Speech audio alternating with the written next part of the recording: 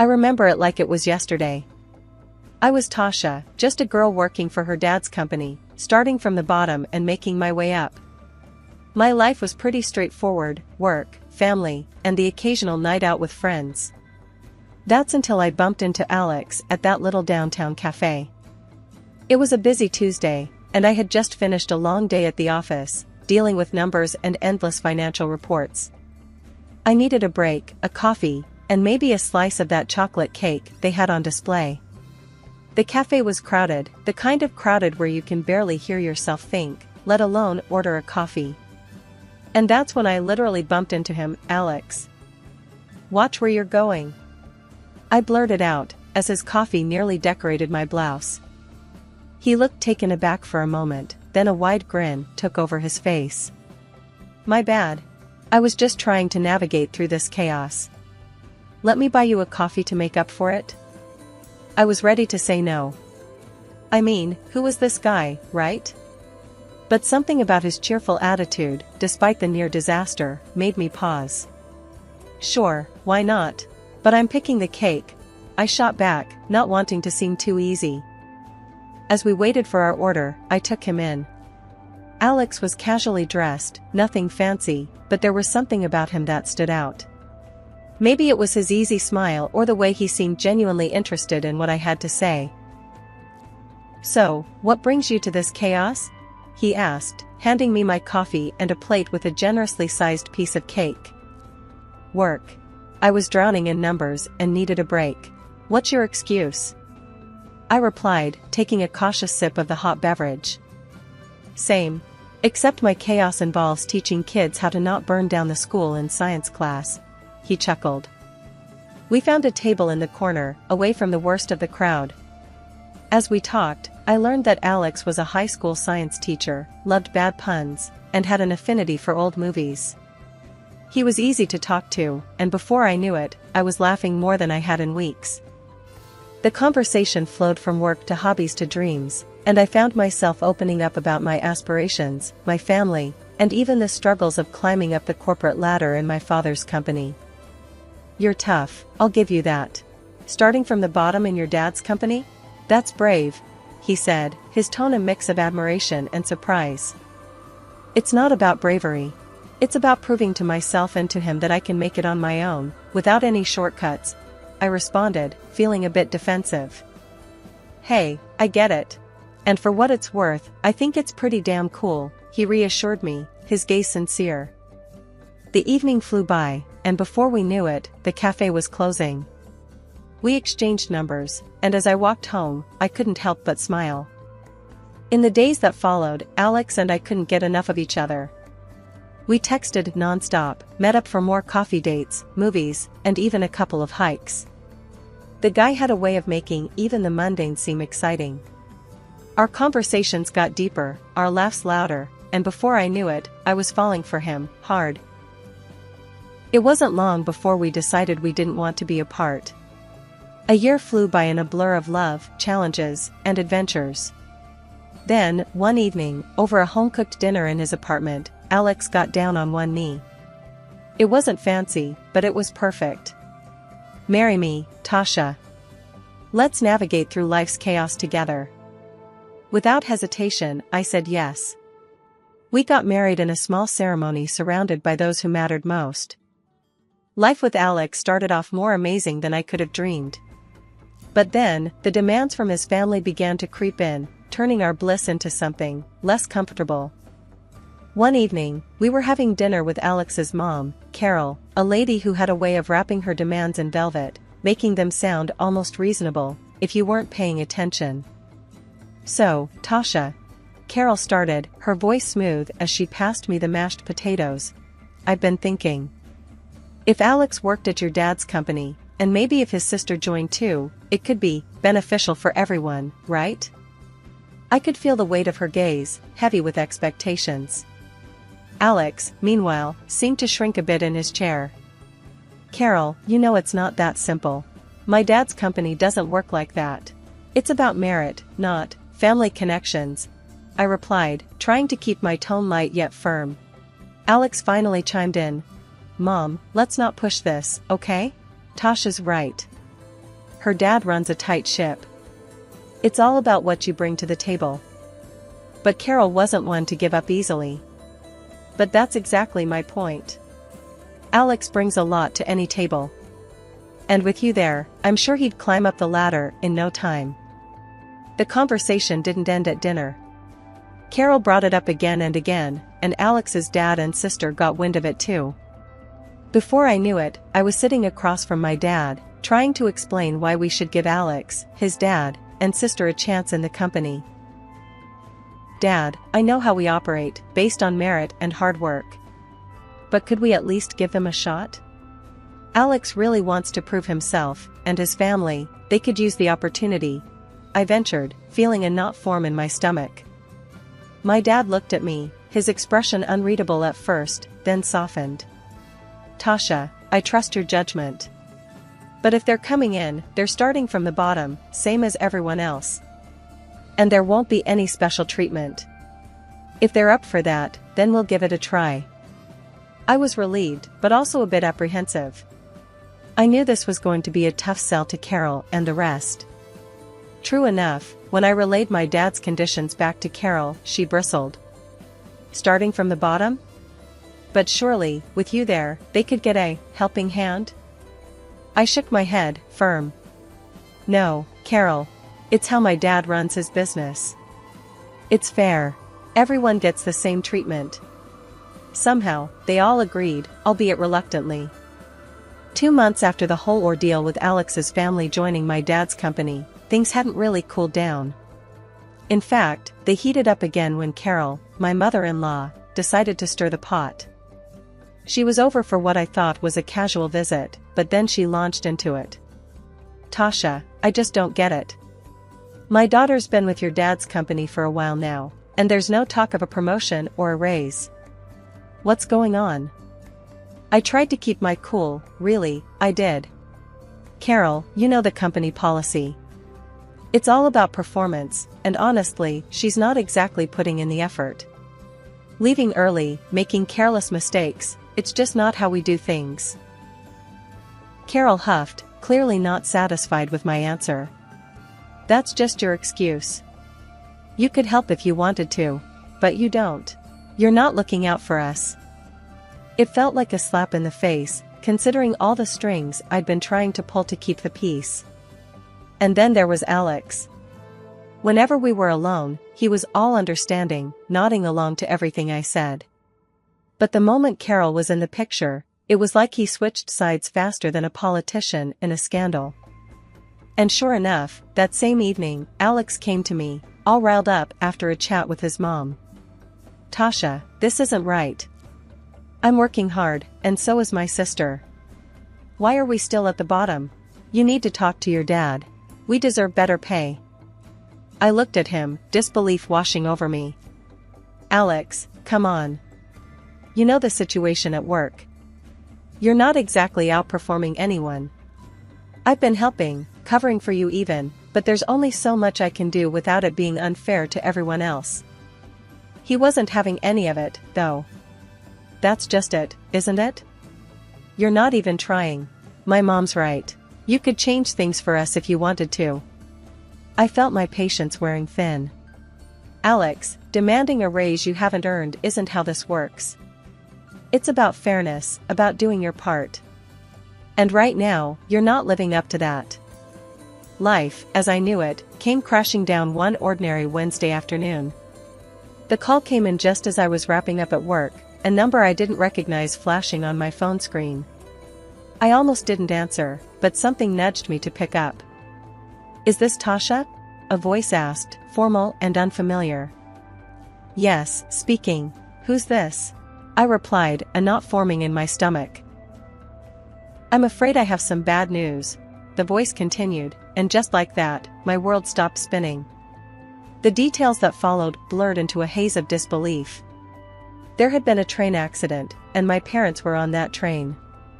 They didn't make it. I stood there, phone still in hand, long after the call ended, unable to move, to think, to feel. It was Alex who found me, who took the phone from my hand and wrapped me in his arms as the dam inside me broke. We need to get you home, Tasha.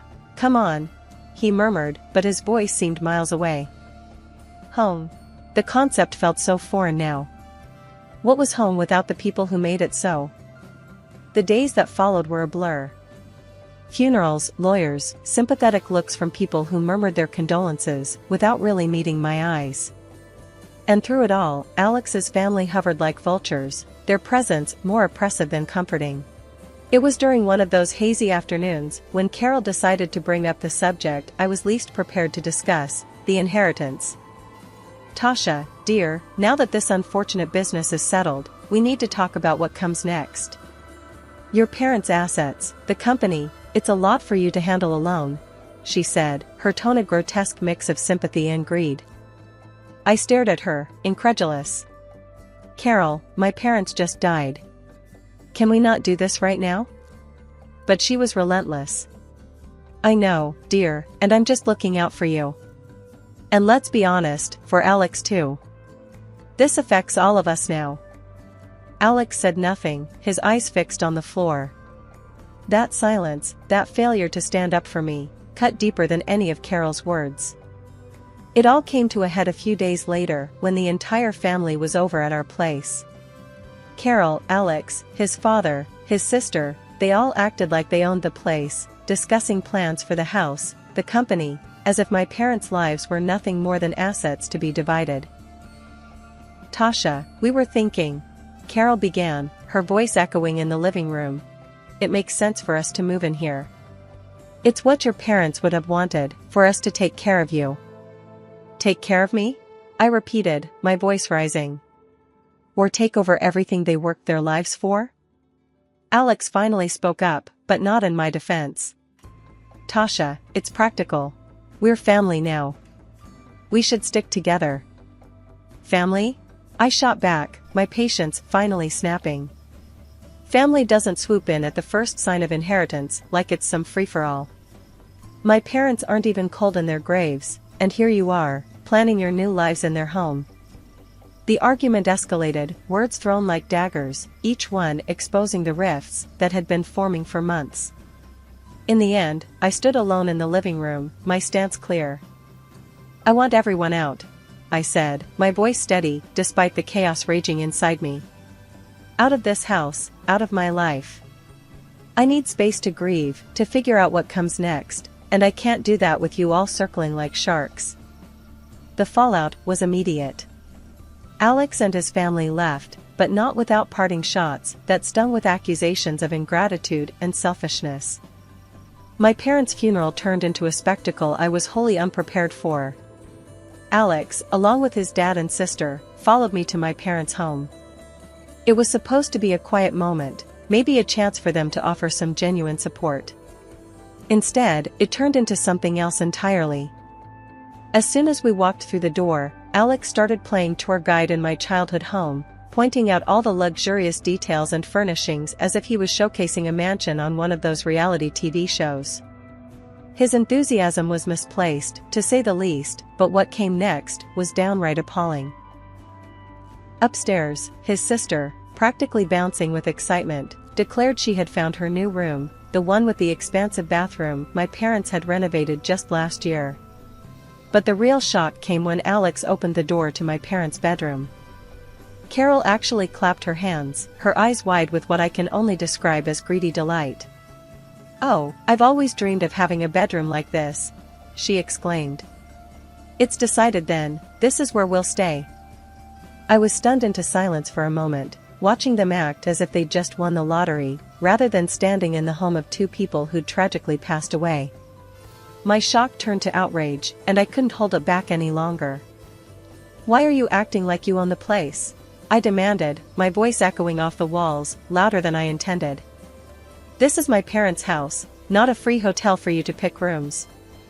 Alex tried to smooth things over with that tone of his, the one he uses when he thinks he can make everything sound reasonable. "Babe, think about it. It makes sense for everyone. We'll be safer and more comfortable together. It's what's best, economically too." His words felt like a slap. Safer? Comfortable? My parents haven't even been gone a month, and you're already planning to move your family into their home? I won't have it. This is too much." He had the gall to look hurt, as if I was being unreasonable. "Now that your parents are gone, it's only right you take care of mine," he said, as if it was the most natural thing in the world. I couldn't believe what I was hearing. The arrogance, the entitlement, it was as if losing my parents meant I'd inherited a new set of dependents overnight. "That's it. I want to talk. Everyone, downstairs, now," I said, my voice firm, commanding. The look on their faces told me they weren't used to being spoken to like that, at least not by me. But I'd had enough. It was time to set some boundaries, make it clear that their expectations were not only unrealistic but completely out of line. As I watched them all gather in the living room, Carol leading the charge with a gleam in her eye, I felt like I was in some twisted reality show. "Now that we're all here, let's talk about the future," she began, her tone dripping with a mix of glee and greed that made my skin crawl. "With your father's company and all this," she gestured broadly at the house belonging to us, "we're set. My son will take over the business, and if you're not keen on us staying here, well, we can just build something even grander." I stood there, incredulous, watching them nod and smile as if they'd won the lottery. "You think all this is yours to claim?" I asked, my voice tight with barely contained anger. "This is my inheritance, my parents' legacy, not a jackpot for you to squander." Carol scoffed. "Oh, please. We're family. What's yours is ours. It's only right that we benefit from this fortune." I laughed, a harsh, bitter sound. "You have no right to any of this. My parents worked their entire lives for this, not so you could come in and claim it as your own." Alex's sister piped up, her voice sharp. "You're being greedy, keeping all this to yourself. We deserve a share." "Greedy?" I shot back, my patience snapping. "I'm greedy because I don't want to hand over my inheritance to people who only see dollar signs where they should see grief and loss." The room erupted into a cacophony of accusations and denials, their entitlement clashing with my disbelief. I had heard enough. "I want you all out," I said firmly, my voice rising above the noise. "Out of this house, out of my life. You've shown your true colors, and I want no part of it." Carol's face turned a deep red, her anger palpable. "You'll regret this, young lady. You're nothing without us." Alex, who had been silent up till now, finally spoke, his voice cold. "Tasha, you're making a mistake. This isn't how you treat family." "Family?" I repeated, my heart aching at the betrayal. "No, this is how I protect myself from vultures disguised as family." With that, they stormed out, hurling insults and warnings as they went. Alex paused at the door, his parting words a knife to my heart. "You'll regret this, Tasha. I won't forget it." The door slammed shut, leaving me alone in the deafening silence of the house. I sank to the floor, the weight of the confrontation, of the loss, of the betrayal, pressing down on me. But amidst the turmoil, a spark of resolve flickered to life. I had drawn a line, a boundary, to protect not just my inheritance, but my dignity and my right to grieve. The next morning felt surreal, as if the world had shifted on its axis. I headed to work, the drive automatic, my thoughts a jumbled mess. Arriving at the office, I half expected, half hoped to see Alex, his dad, and sister there, perhaps ready to bury the hatchet and move forward. But their desks were empty, their work untouched. I tried calling them, once, twice, a dozen times throughout the day, but each call went unanswered, sinking me deeper into a mix of frustration and relief. This silent treatment continued for 3 days, their absence speaking louder than any words could. On the 3rd day, with no sign of them and a backlog of work piling up, I made a decision. I called each of them into the office via voicemail, giving them one last chance to explain their absence. The silence that followed was answer enough. I called HR and, with a voice steadier than I felt, instructed them to process their termination. "They're not coming back," I said, the finality of it all ringing in my own ears. Firing them was not a decision taken lightly, but in that moment, it felt like the only choice. There was no room for half measures, not anymore. Their betrayal, Alex's especially, had cut too deep, leaving a chasm between us that could not be bridged by mere apologies or promises of change.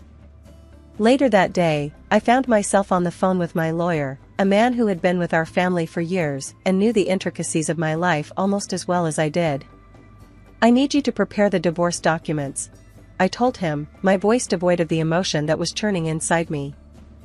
2 weeks of silence, and then he just waltzes into my office like he's the king of the castle. There he was, Alex, all sun-kissed and smug, acting as if he hadn't just vanished off the face of the earth. He didn't waste a second before laying it on thick. "I've decided to forgive you," he announced, making himself comfortable in my dad's chair, feet rudely slapped onto the table. "Now, about that money for a new house for my folks and sister." I stared at him, disbelief and anger swirling in a silent storm. "Forgive me? And where exactly have you been?" "On vacation with my family," he said, puffing up his chest.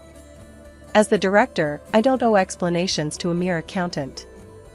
That's when it hit me, he really believed he could dictate the terms here. I kept my voice level, my calm a stark contrast to the storm brewing inside.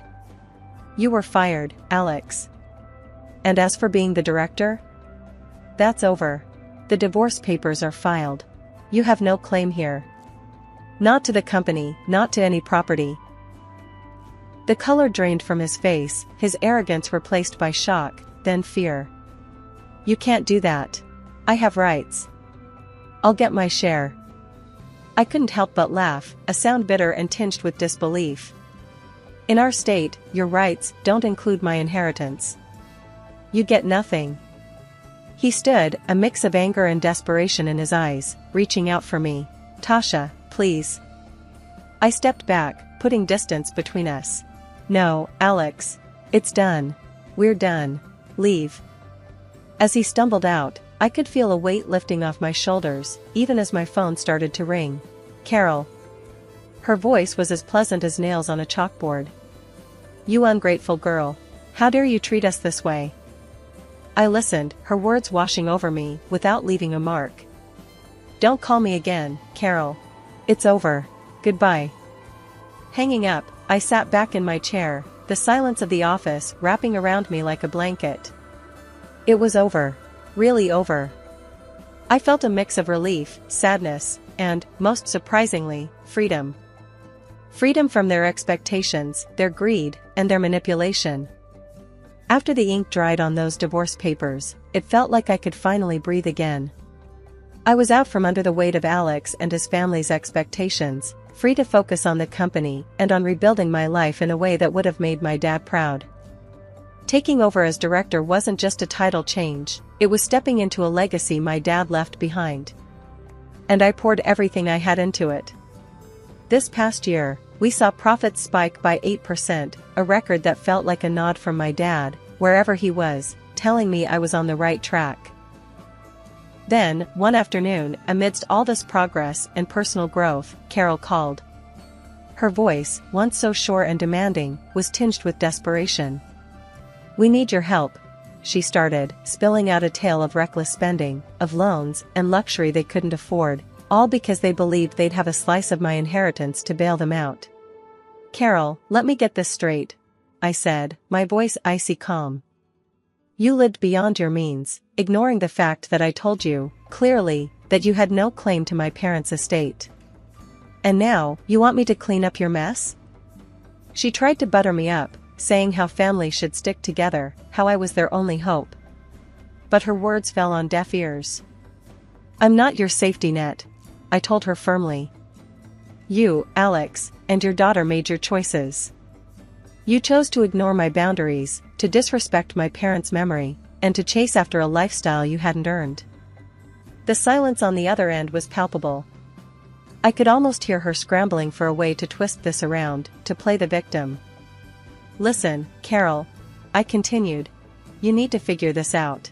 And don't call me again. You made it abundantly clear where I stand with your family when you sided with Alex, expecting to live off my inheritance. Now, you're living with the consequences of those choices. I hung up before she could respond, the finality of that action resonating deep within me. It wasn't just about the money or their latest scheme.